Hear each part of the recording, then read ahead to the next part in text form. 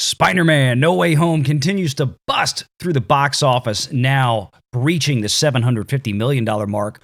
We're going to talk about some of the box office numbers in greater detail. We've also got some additional competition heading in this way this week to the theaters to face off against Spider-Man. Not sure if it's going to be much of a competition, but we're going to talk about it nonetheless because it may provide a little bit of resistance to some of the box office for Spider-Man moving into this Christmas holiday weekend frame.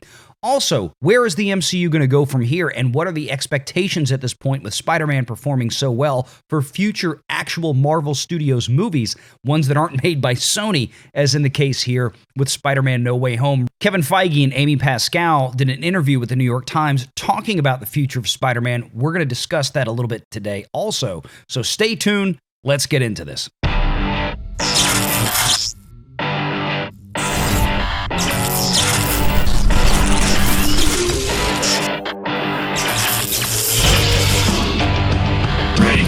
Online.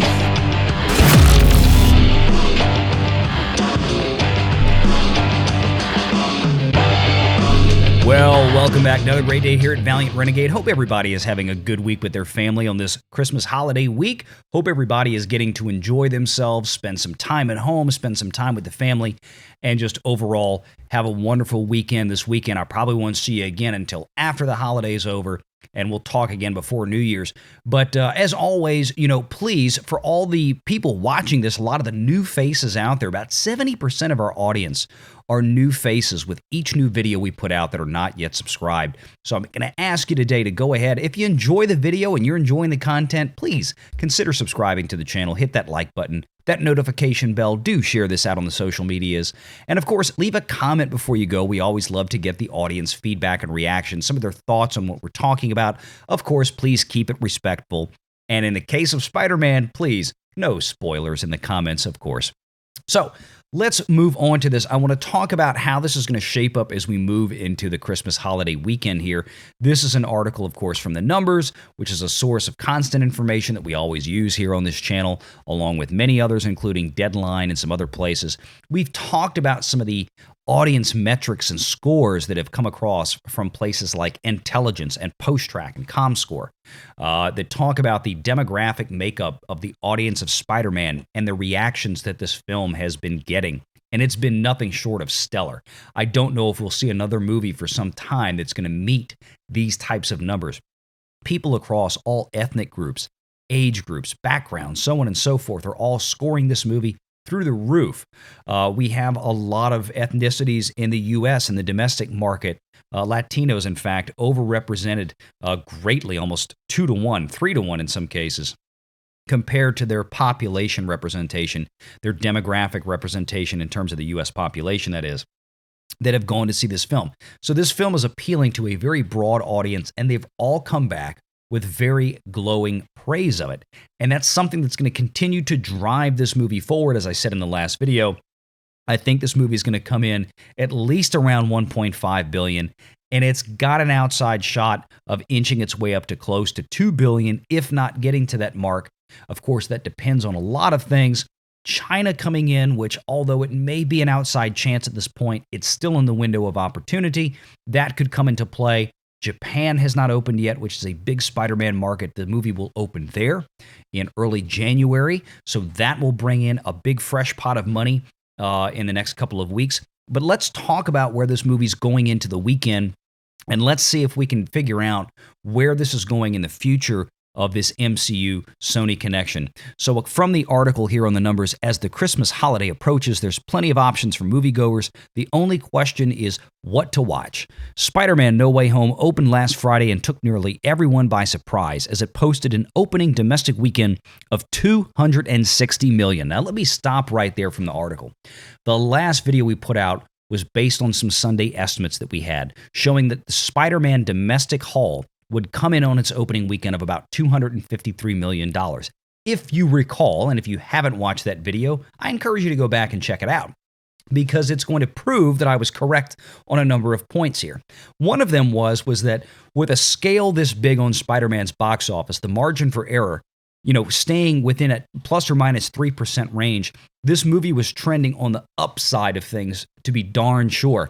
So I said at the point, $253 million was about $4.7 million behind Avengers Infinity War at that point. In order for Spider-Man to jump over it and get to that number 2 all-time opening weekend spot, only to be beaten out by Avengers Endgame that had a very much higher figure, $350 million or so. A massive opening weekend that was probably never going to be taken down, at least not for a very long time, and even longer if you consider inflation adjustments, but that's for another conversation. So with this, I said that it wouldn't surprise me at all to see a 1.5–2% adjustment here by the time we got to Monday morning with actual figures, and sure enough, guess what happened? Monday morning rolled around, and what did we get? We got a domestic haul of almost $261 million, beating out Avengers Infinity War for the number 2 all-time, not post-pandemic era, not pandemic era, nothing like that, but all-time slot. And what did we talk about? Again, it puts the Hollywood excuses to rest. Things that we've talked about here for months, that it's not about people not wanting to go back to theaters. It's about there's not enough content out there, or the quality of content that people are willing to get up and go see at this point. Certainly, we can blame the pandemic for some change of behavior, but the lack of going to see films in the theater right now are not due to fear. It's due to apathy. It's due to apathy towards Hollywood's products. This is one that absolutely 100% bears that theory out to a T. So let's go back into the article. This movie places itself between Endgame and Infinity War as the second biggest opening of all time. The film is currently showing in 4,336 locations, which makes it the 30th widest opening of all time, just behind Guardians 2. Spider-Man No Way Home might not be challenged at the box office, but there are still a wide array of films for every interest. Those releasing today, of course, this is Wednesday, December 22nd, include the sequel to the 2016 animated smash hit Sing, voiced by an accomplished cast, so on and so forth. Here's the thing with Sing. This is opening in 3,892 screens. Now, the thing with Sing, which is from Universal, this is also a theatrical exclusive release. And one of the reasons I think that this movie will likely prove to be the largest threat to Spider-Man No Way Home going into the weekend. And of course, there's a few other things coming out, like The Kingsman, set to release on 3,100 locations. This has not been given a whole lot of push. And again, this is following the same trend that we have seen from Disney this year with films that they inherited from the purchase of Fox Studios. This was a Fox film that Disney now has under its distribution ring from that merger and acquisition. They have not seemingly put a lot of marketing dollar push behind these films. We've seen this before with The Last Duel and Free Guy. Now, of course, the difference with a movie like Free Guy, we've discussed here many times, is that Free Guy has something going for it. It was a fun film that got great word of mouth and that drove a lot of people into the theaters. It outperformed initially a lot of Disney expectations, which then had them pivot into dropping some late marketing dollars into the movie. They didn't do that with The Last Duel. I don't know if they're going to do that with The Kingsman. Of course, now if The Kingsman comes out this weekend and overperforms expectations, they might just go ahead and do another pivot like that and pump some money into this. West Side Story was another great example, where they just decided that this was not something that they were going to spend a lot of money doing. This was basically a bonus, a lagniappe they inherited from that purchase of Fox Studios. And we all know where West Side Story is now. It's in the tank. It's in the gutter. It's not going anywhere. If it were still under Fox's wing, I'm sure they would have probably spent a lot more money marketing it. But at this point, it would have been a substantial, magnificent, gargantuan, ridiculously hilarious box office loss. It's probably a movie that we will not talk about again after today, because this weekend, I don't know if it'll make 2 dimes to rub together at this point. And sorry, Mr. Spielberg, but that's the end of that. Maybe you could have put some subtitles in there for most of the country that doesn't speak Spanish. That probably would have been helpful.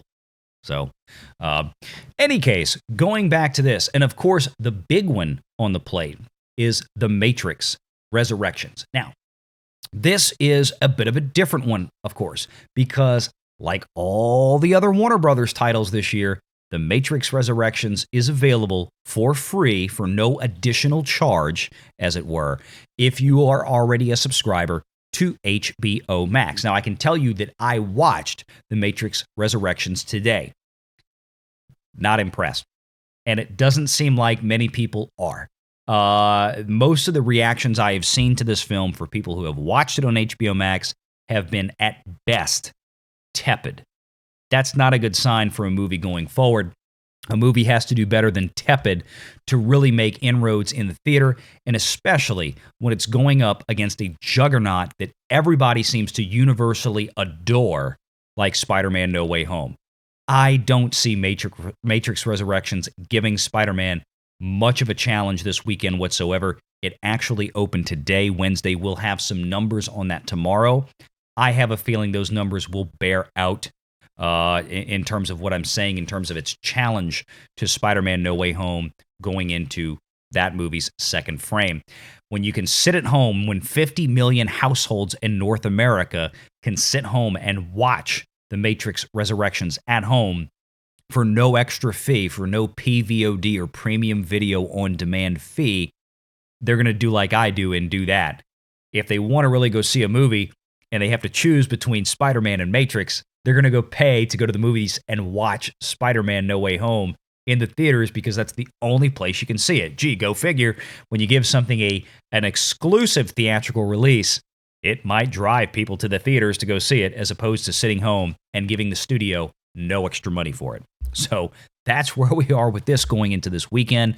I don't see a lot of challenges coming up for Spider-Man, but let's talk about where the numbers are for Spider-Man No Way Home now and where I think it's going to wind up by Sunday. So here's where we stand at this point with Spider-Man No Way Home. It currently sits with a global cume of $751 million. And it's a little unusual that we're getting daily updates on international box office. That's not terribly common. It's not uncommon, but it's not every movie. This movie is being updated more frequently from what I've observed than a lot of others. A lot of other times, we'll see international box offices only get updated once a week. But in the case of Spider-Man, Sony wants to keep this rolling, the momentum going, and by showing people the amount of box office that's coming in, it's pushing more people into the theaters to go see it. Like, oh my God, what am I missing? It's that old fear of missing out mentality. And good on Sony. This is marketing 101. But this is where we are right now. As of Tuesday's box office, of course, this doesn't include today, Wednesday's box office. By the time you're watching this video, it's probably Thursday morning. But $328 million, approaching $329 in the domestic box office, North American box office, which is US and Canada. We've got the international box office coming in at $422.6 million for a total of $751. Now, moving into this weekend, this movie will bust the $1 billion mark with almost no doubt whatsoever.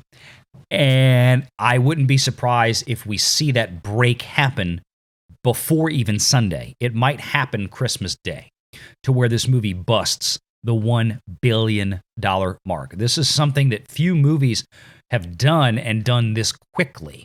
Of course, Avengers Endgame was the fastest of all time, basically on its opening weekend, 4 or 5 days international, 3 days in the domestic market, to where that broke the $1 billion mark, closing out its opening frame at $1.2 billion.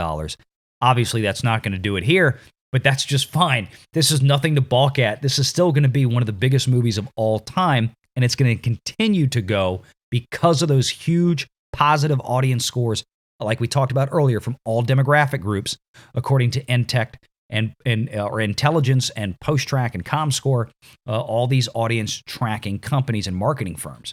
But let's go look at the breakdown here, because I want to go to the international numbers because I find this to be fascinating. And there's an international market, of course, that is still sorely missing a huge Spider-Man fan market and a big market. And of course, that's Japan.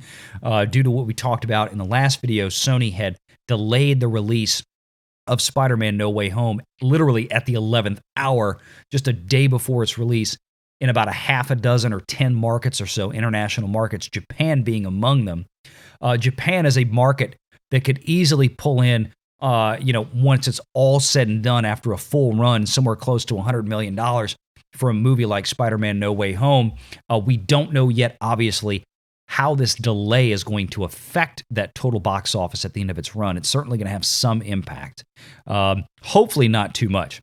But this is where we stand now. We've got the United Kingdom. We've got that standing at 42.3 million. Again, only after less than a week. We've got Mexico at 33.29 million. We've got South Korea at 23.4, Russia at 20.8, France at 19.2 million, Australia 18.795, Brazil 18, India at 18, Italy at 12.6, Germany at 11.4. These are, of course, just the top 10 international territories. These numbers are going to continue to grow, and especially into the second weekend, into the Christmas frame, which is usually a very, very good weekend for the box office, as people still go out on Christmas Eve and especially Christmas Day with their families. It's kind of, especially in the U.S., a big family tradition. People gather up, they get their families together, they do the presents in the morning, they go to mass or whatever the case may be, and they head out as a family and they go to the theaters in the afternoon and in the evening. So I expect this weekend to be another huge weekend for Spider-Man No Way Home, again, getting it over that $1 billion mark. So we're going to watch these international numbers. That's going to be a big key to it. And of course, as these other markets that were delayed open up in the next few weeks, going to be something else to watch there as well. Now, I want to move into the next topic, which is where this is going to go from here and what this means for Marvel, actual Marvel MCU, Kevin Feige, Marvel Studios versus Sony, because again, this is a Sony picture. There's a dichotomy here that people need to understand. Marvel has an equity stake, of course, 25% on this film, but this is not their film. This is not a Marvel film. This is still a decidedly Sony Pictures film. Let's talk about what this might mean coming up for Marvel. So here's a piece released from the New York Times just a few days ago. This was an interview between Pascal Pictures and former Sony executive Amy Pascal, who does the production for Sony for the Spider-Man films, and Mr. Kevin Feige.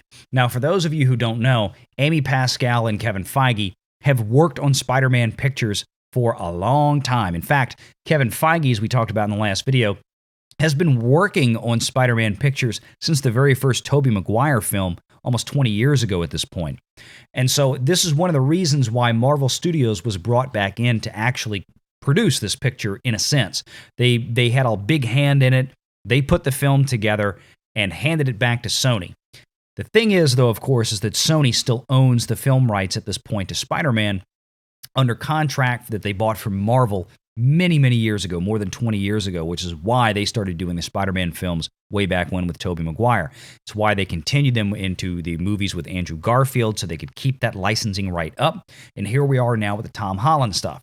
And when they got to that point, they always wanted to bring Spider-Man back into the MCU. And of course, Kevin Feige, being a big Spider-Man fan, he wanted to bring the Spider-Man films back into the MCU. So we got the agreements that we have now. But as I mentioned in previous videos, and without getting into any spoilers, I did find the ending of the movie very curious because I thought the lawyers definitely got involved in this one. And the way the story arc concluded was basically to leave a clean out for either side of this legal agreement to walk away if they wanted to. Meaning, going forward, Sony could continue with Tom Holland as Spider-Man and do their own thing, basically unconnected to the Marvel Cinematic Universe. Marvel, the same thing, could also walk away and just basically forget Spider-Man ever existed. It obviously was something was done in the legal agreement to make sure that they had this out. That doesn't mean that they will. It just means that they can.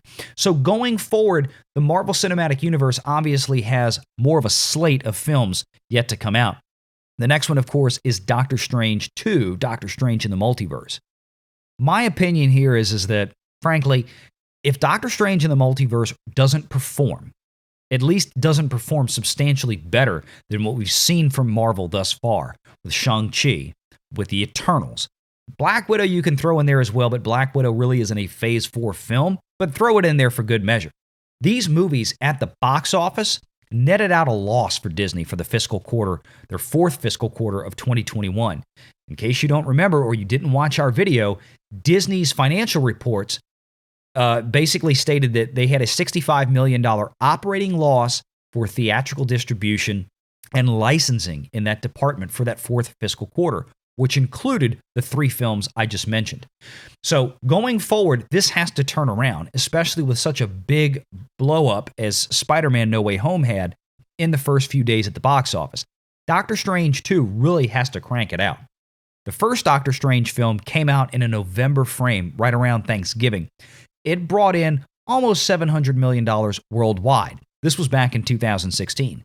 The next Doctor Strange film, which, by the way, has been undergoing significant reshoots for the last several weeks, 6 days a week as it was reported, which we've talked about in previous videos, all the way up through Christmas. Almost enough time to shoot almost an entirely new movie, but I digress, meaning that they obviously were making some changes to this. This movie is slated to come out in May now of 2022. That movie needs to at least break that $700 million mark and beat out the first Doctor Strange movie, which would also put it significantly ahead of anything else that Marvel Phase 4 has released to date in theaters.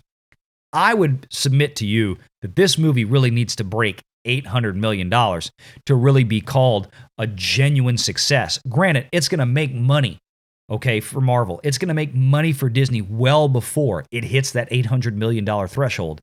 However, given the fact of Marvel's Phase 4 recent really poor performance, Marvel needs a kickstart. Spider-Man is not necessarily a guarantee to kickstart that. It certainly can have some spillover, forcing some of this popular Spider-Man audience into Doctor Strange in the Multiverse, which of course had, and it's no secret anymore because Marvel has publicly released it as of today, the Multiverse, the Doctor Strange and the Multiverse of Madness trailer at the end of Spider-Man, which is now available online. Everybody's been watching it today, so don't tell me that's a spoiler. It's not. But that being said, this movie is really hoping to drag a lot of the Spider-Man audience directly into that for obvious reasons, because Doctor Strange was heavily involved in this recent Spider-Man film. So we're going to keep an eye on this. This really is going to be a make or break moment for Mr. Feige. Now, I'm not going to sit here and tell you that if Doctor Strange in the Multiverse does not do well at the box office, that Mr. Feige is going to be fired or anything like that. I'm not saying that, but the pressure will mount. This is a studio that has very much overperformed in the past decade. The expectations going forward was that they would be able to continue this and rebuild up to that point again. Thus far in the MCU, we have gotten a slate of very lackluster projects. Quite frankly, when you go back and look at the Disney Plus properties and you talk about things like WandaVision and Falcon and the Winter Soldier, and then Loki, and now we have Hawkeye, whether you like these shows or not, doesn't matter. They really have not been getting the kind of traction that I believe Disney expected them to get. And then we saw this reflected in the box office with Black Widow, that was, however, tacitly bailed out by the fact that it did have a simultaneous PVOD release on Disney Plus, which netted Disney an additional $120 million in PVOD sales on Disney Plus Premier Access. Shang-Chi and the Eternals did not have that. There is some debate out there, of course, whether Shang-Chi really crossed a profit threshold. I still believe it didn't. Not with the budget it had, and not with the common marketing that Marvel movies usually enjoy. Also, not considering the fact that Shang-Chi was only given an exclusive 45-day window in theatrical box offices. It dropped on Disney Plus for free after 60 days, and guess what? Now the Eternals, after it completely tanked at the box office and lost Disney even more money, it's going on to Disney Plus for free in the first 2 weeks of January. There's nowhere else for these films to go. DVD and Blu-ray sales get impacted by that when you can watch it for Disney Plus for free. 40 million subscriptions or so in the US, 118 million subscriptions around the world. Who's going to buy the disc for these movies? I don't think there was that much love for them to make any substantial dent in physical media sales that would bring in fresh dollars to Disney. It's just not going to happen. Meanwhile, Spider-Man No Way Home is probably going to sell a couple $100 million worth of discs when this is all over, just bringing in even more money. And what's ironic is that the 25% equity stake that the Marvel Studios has in this Spider-Man film might wind up being just enough to cover the losses from actual MCU products in the past several months. So let me know what you think about all this. We're going to keep an eye going forward on what this box office is going to do. I expect to see a $1 billion total haul by Sunday this weekend, December 26th, once we get the weekend estimates in, especially once we get the final numbers in on Monday, December 27th, to see where this goes. Let me know what you think in the comments below. Please make sure you hit that like and subscribe button, hit that notification bell. Do share the sucker out on the social medias.